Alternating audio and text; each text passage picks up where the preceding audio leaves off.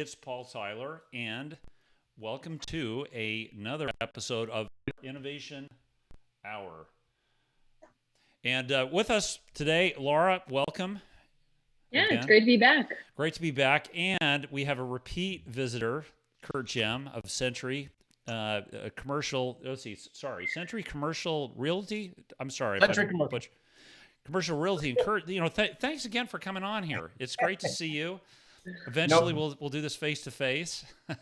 I'm closer today than I was last time. I'm in Hartford, so this is one positive step for bringing things back. So, in any case, great to be here, Paul. Thank you. Yeah, well, actually, and you graciously given us your time to actually give people a little bit of a dose of what you've shared with me, which actually has had a tremendous impact. I'll tell you over the last several months, and that's really just being more attuned to people's personalities, how people tick, how people think. I say Laura and I, spend a lot of time with startups. We spend a lot of time with people on the inside insurance companies, and how do you make relationships happen? And Sure.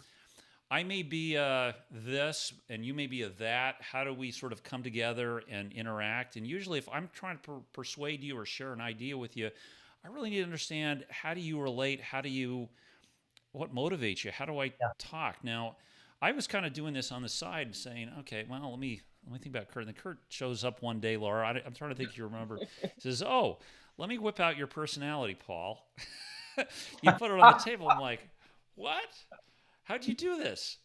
So I think what was relevant there, to help and coach, startups better connect with carriers, who are thinking and looking, behaving this way. Curt, massively important today when you have like one shot via an email or a Zoom call or something. So now let me just pull back out. What the heck is Paul talking about? So Curt, why don't you talk about this magic you're kind of doing for people, your company, yourself, and kind of the great stuff you're just giving away to people?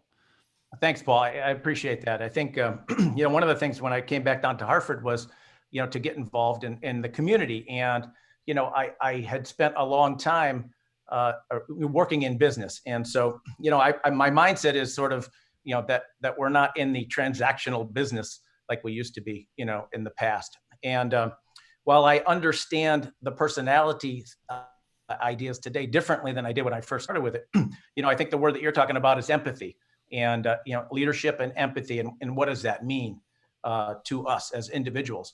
So I didn't really have any idea what that meant, a number of years back. About 2006, I was introduced to personality profiling through a company called Keller Williams. I was in the process of founding the Keller Williams franchise here in Hartford. And I went up to Massachusetts, and they did this sort of personality profile. I think people more think of it as like the Myers-Briggs is sort of the one that sticks in everybody's head. But they gave me the profile, and they said, hey, listen, we would love to work with you. So two things. One is go back to Connecticut and find 30 like-minded people that want to do this with you. And you're not the right guy to run the company. So, so they hit me with this sort of double whammy. And by the right guy, they said, you make a great CEO, but you can't be the president because your thought process, how you make decisions, is differently than how the president of the company might make decisions. So here you go, crash dive into the idea of disc profiling personalities. And over the course of time, it's become sort of a hobby of mine. And, we talk about it a lot. It's about trying to figure out how people tick, what makes them click, and being able to get them in the right seats on the bus so that they can perform at a high level. So this has kind of evolved, like I say, over a number of years. And in today's market, we're really looking at empathetic leadership and what does that mean? So I started springing into my mind. I said, every time I talk with someone like yourself, they think I'm going to come to sell some real estate or figure out where the deal is. We start talking about personalities, and I'm continually amazed at the lack of awareness people have towards this whole idea of personality profiling. And so that was something that I was having fun with, and is evolving, as we speak. Coincidentally, Mark Duclos, president of Sentry Commercial, hands me a proposal last September from a company in New Jersey. And it talks about coming in and analyzing your team. So I was like, wow, let's look at that, And so it was interesting because I read through the proposal. It was, a 5-figure proposal. And I said, Mark, great news. I can help us do this internally. And he's like, well, what do you mean? So that sort of started the ball rolling with the whole idea of DISC and profiling, and using that to help people understand at a more rapid basis, what empathetic leadership actually is. And so, in rolling that out with the team, a couple of things came into play. One is an awareness, trying to get people to understand the concept of the DISC, which philosophically has been around for a long time. It's not something that was created recently. And then how do we effectively use it to lead our group and our team? How do we help them to be more aware of their what we call natural behavioral styles, how they act in and around their family or friends or whatever the case it might be, and then their adaptive behavioral styles, and how they are in the workplace, because it's hard to take a square peg and stick it in a round hole. And I find that leaders are often in relationships with, whether it be management or teams, and struggle at the relationship level. And so I didn't create this, but I'm excited to be able to kind of roll it out and use it to coach our team, and to try to make sure that the people that we work with are doing the right things. If you look at DISC just from a very high level, it's 4 behavioral styles. D is for dominant, I for influence, S is for steady, and C is for conscientious. And then if you take those 4 and break them down into 16, you've got variations on people's personalities. And then in each of those 16, there's another couple hundred variations. So you literally can have thousands of variations. But what I found was when you come right back to it, once you are able to confirm someone's sort of natural behavioral style, it really is telling. So back to my daughters, I know with my very interpersonal daughter that, if we're going to have a conversation, it could be a 15 or 20-minute conversation. But with my D daughter, my doctor daughter, it's going to be a 2 or 3 minute conversation. So that starts the whole idea of empathy, and where does empathy come into play? Because the D, the founder, the CEO, the guy of the company there, might be perceived as being kind of a jerk and short, and just short with people.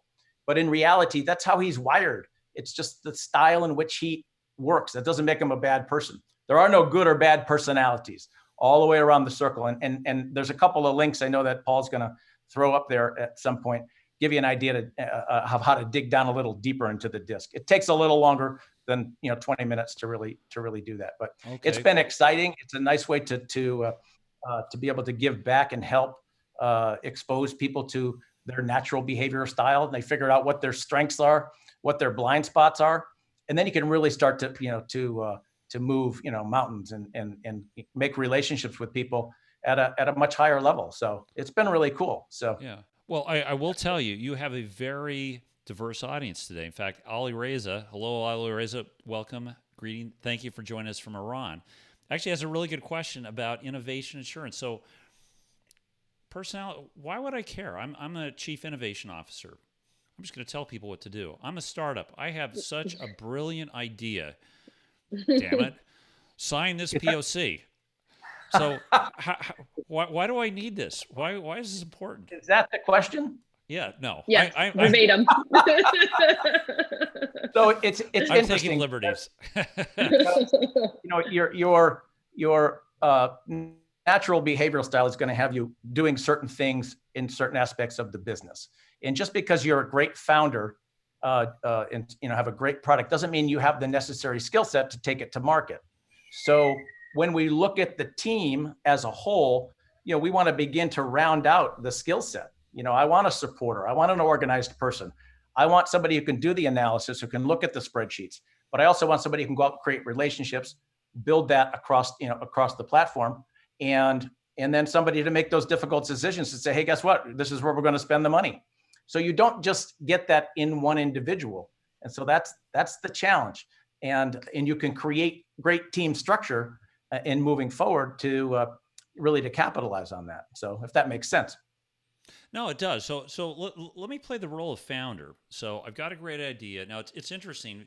You can talk about the tool. I've been using your tool religiously with every founder, and it's, if you're a founder, you kind of fit here, and if you tell me you're a founder and you're over here, it's something doesn't look quite right. So there's definitely a founder personality. As I'm building my team out, I'm going 4, 5, 6 levels out. is a balanced team having somebody sort of all the way around, having somebody in every one of those circles? Is that a goal I should have?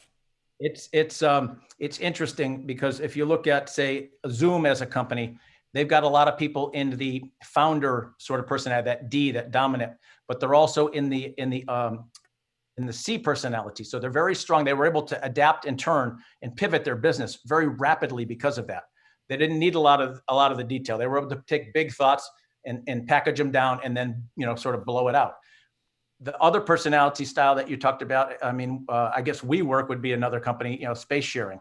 It was sort of a famous, very public case. Their CEO coming out of the company, and the board basically, firing him. One of the reasons that is because he had a high I personality. He was, very flamboyant, all over the place, and the board didn't sort of reel him in. So what you're talking about is balance. And so someone like yourself, I mean, I'm a ID, you're a DI. So together we bring a broader level of balance. And so it makes a big difference. And then, we're not necessarily the ones that are organized. We're not the ones that are doing the planning. We're not the ones that are, there to keep the people calm. So that's a supporter. That's that more of an S personality. So I think, when it comes to try to drive team structure, you got to look at that balance. And when two personalities are sitting on top of each other, you have to acknowledge that and know that there's going to be conflict and know why there's conflict. What's great about the tool, Paul, is it's not you telling the other person how they're acting, or that person telling you how they're acting. You can use the tool as a third party instrument to say, hey, guess what? This is how we're wired. Let's understand this. Let's know what our strengths are going to be collectively, and then let's know what our weaknesses are going to be. So I need to give you a moment and pause, and you're going to need to give me that same thing. So, but we know that we have more awareness and empathy toward each other. So it's almost like I could see it happening in like an Indeed situation or a job search function where it's like, oh, by the way, what experience do you have? And take this test.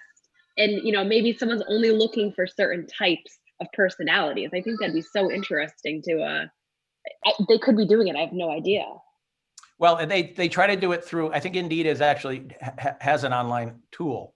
And again, like I said, there's no right or wrong personality, but there are definitely skill sets where a certain personality style is going to fit that skill set. And every time we move outside of that and try to push somebody into that skill set, it tends to fail. It's not that you as a D can't be a planner, but it's going to be exhausting to you. And you're going to have to travel across the disc chart world into the planning zone. And it's not that we can't do it. It's just that we don't want to do it. It's not what we're good at. It's not our natural, behavioral style. And so it's exhausting. So I am mostly high I, very, shiny. I like shiny objects.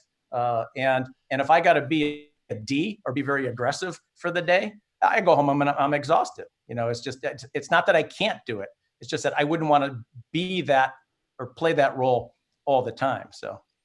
Yeah. Okay. So I'm going to give you a nickel because a psychiatrist is in here. So prior company I was at, CEO read Jack Welch, he must have read him till 2:00 in the morning. We had this giant talent review process where, okay, Laura, you're great as a goalkeeper, I'm going to test you and see what you do as a forward.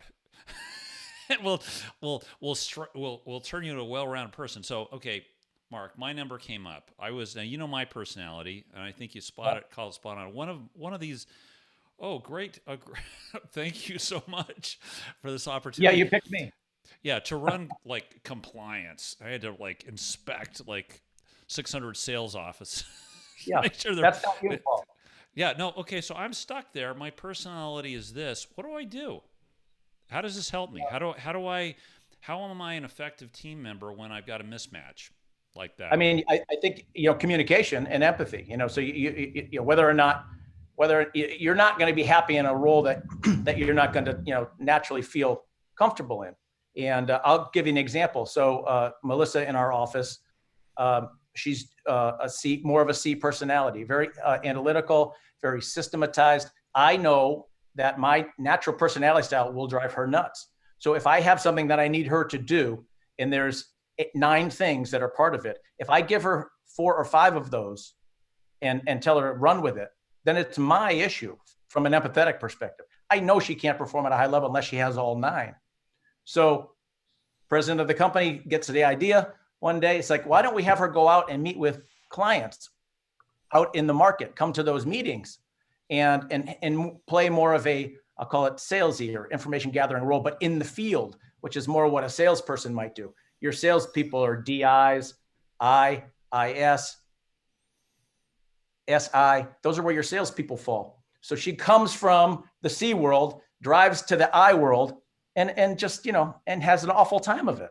So inevitably, the outcome of trying to push somebody in a different direction, always tends to fail. So again, it comes back to awareness. In that case, if you're doing compliance, I couldn't stand compliance. Right now I'm doing onboarding compliance temporarily until we have some, and it drives me nuts. I love to see spreadsheet numbers, but I hate to do spreadsheets. I can do them, but that's not my skill set. PowerPoint. Can you put a PowerPoint together? Not the guy for that. I can sell to that PowerPoint. If you give me a finished product, I can sell to that, but I'm not the guy to do that sort of analytical kind of role. Okay. So you got influencers, you got your dominant founder type people, you got your S, which is your supporter, your planner, your organizer, and then you got your C, which is your analytical people. Everybody to the I and the S side are collaborative. Everybody to the D in the C world are more autonomous and like to be left alone. So Laura, okay, I haven't opened the link. Okay, so I've got your personality all laid out. Agree or disagree? It's actually pretty funny. So it's a little bit about thank you. It was a little bit about like the Instagram versus reality. So Curt had sent over an analysis based on my LinkedIn profile about how to communicate with me. And I'm reading through, and actually it was the time that my husband called me. I said, Sean, you got to listen to this. So it was pretty spot on. And then when I went into the tool to go and build my own profile, it came out differently. So it was interesting in that the LinkedIn piece of it was not incorrect, but it didn't take everything into account. So when I brought it up to Curt, you had a really good point. He said, that probably means that your LinkedIn profile is not completely representative of either, what I'm doing, who I am, et cetera. But, the information that Curt sent over to Paul, feel free to read it. It's how to communicate with me. I say it's pretty spot on. But what you may not have realized is that Curt sent to me your full personality outline. So, so it's, right or wrong. I don't know. What do you think? It's pretty spot on. It's pretty spot on. And it's funny now that I know from taking the outline online that we are very similar in personality type. It'd be curious to see how mine would compare, but I would say that it's spot on in terms of areas of strength, communication styles, et cetera. It's fascinating. Well, do you like to be micromanaged, Laura? We're going to go with a strong no. No, Laura nor I, we all have enough I in us. We can't stand micromanagement or schedules or, anything that's going to slow us down. So we run fast. We run fast. And in many instances, we got too many light bulbs going off in our heads. Yeah. It caused a little bit of chaos. So it's hard for us to stay organized. And, I try to clean my car, but inevitably, I don't know where the extra garbage comes from. It never stays clean. Just not my personality. So when I go and talk to I'm going over the Science Center today, and I'm going to talk with 25 teenagers. When I go to there today, my goal is to create awareness. And to me, once you're aware of your strengths and weaknesses, it's almost like the burden of why am I the way I am is lifted off your shoulders, and you can start recognizing your weaknesses and working them in a different way, and then accelerating on your strengths. So like Paul, you said, it's like, what do I do when I get myself in that situation? Well, you get yourself out of it, I guess. You run like hell, you delegate. No compliance. You say, I'm not the compliance guy. Yes, which is exactly what I did. There you go. It only took about a year and a half of some trips, more car rides than I have to admit. So hopefully your stint with compliance is shorter than mine. It's a short stint. It's going to be a Yeah. short. It won't be a year and a half. Trust me. Well, so tell us. Okay, so we're gonna put Laura. You got links, right, to share? There's links. Pull up my personality. Tell me, Ramsey's on. Ramsey, you got to look and see what you think of this one. Tell them if we're right or wrong. Ramsey is a great guy. Founded his company. We're actually doing podcasts together on annuities of all topics. Kurt. Who's Ramsey? We don't have Ramsey Smith. Ramsey Smith. You may have met Ramsey. You may have. I'm not sure. Not sure. Yeah. So he's on listening, but.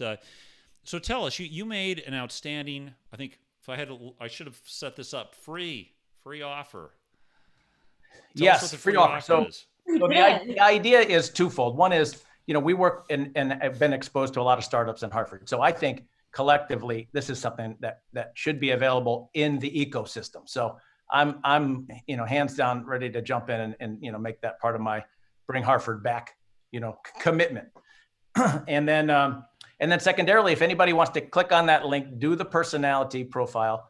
Paul can share my email as well. And if you want to message me, I'll give you a 15, 20-minute consult as to the outcome of it. We can validate that it's true. And most of the time it's true. It's going to be hard bullet to swallow sometimes to hear all about yourself. But then you can do that. And we'll just do that for fun. Because, it's all about living in or staying in curiosity. Because every time I meet somebody new, every relationship I create, it always leads to something else that's kind of a fantastic outcome. So build the network and build it strong is kind of my motto. And so are we running out of time? Or we got a couple minutes? We're close to lunch here. So tell us what's the best way? We'll put your email in there, LinkedIn, yes. Right? Great place to connect. You can email me. I'm going to hit on a couple of your strengths here. Okay. So Paul is likely to thrive leading a team that thinks on their feet and makes decisions with boldness. Is that a yes? That's a yes. Right, Laura? Tell me if it's wrong. Yeah. Work well with clear goals and the freedom to achieve them independently. Emphasis on independently. Yep, this is good. Keep it going. Paul is likely. I don't need no stinking boss. So Paul is likely to struggle leading a team that avoids taking risks, even when they have a high upside, requires his approval for every decision, even the small ones, values stability and security over progress. These are the things that are going to cause you a little stress. Yeah. Provide long, detailed written reports rather than succinct ones. He's twitching right now. I like the long ones, please. Yeah. And can you give me like PowerPoint slides to go with that? You just scratch it. You just get to scratch the surface. So, at the end of the day, I think, it's about self-awareness. From a leadership standpoint, it's about empathy. And from a team building standpoint, this information is available. Sometimes it's hard to interpret. I watched a guy who did a TED Talk, and he said, you can get really good at anything if you spend 20 hours at it. 45 minutes a day for 30 days, 20 hours, you're going to be really good at it. But what he says is the first 5 hours are painful with anything new you learn. And I think, our natural instincts are show that to be true, whether you got a new computer, whether you just downloaded some software, whatever the case it might be. So, if you work through the first 5 hours on understanding DISC, it can change your world. It will really make a difference in how you work, look, and perceive the people around you, because it makes you a better person, of being more empathetic. So that's fascinating. Excellent. All right. Hey, Curt, thanks so much. Hey, you bet. We'll have more to come here. So, Laura, who do we have next? Who do we have next? Well, actually, next week we are going to do a focus on InsurTech Week. Oh, that's right. So, okay, yeah, good. We invite everyone to, visit our page to learn more about it. But the entire July 13th onward is a week with 5 different groups coming together to provide 5 days of content. So we'll have more information up after this, but we're going to be focusing on InsurTech Week. But Curt, I got to say, I might be your caller number 1 or your caller number 2. But this stuff it's fascinating. And if we had you or someone like you come and talk, at a teenage years or even, freshman in college, what an interesting difference that would make. I'll have to report back because those 25 kids filled out their profiles and I have all of them. So that's fantastic. I'm headed over there at 1:15 to do a 1 hour sort of data dump on them. You're gonna blow their mind. Well, this is great. Well, Curt, thanks, Laura, and Yeah, well, tune Laura, again thank next you. time. Actually, join us for our insurtech week. I don't know how that escaped my mind, but anyway, Absolutely. thanks and stay safe. Thanks. Thank you. See you guys later.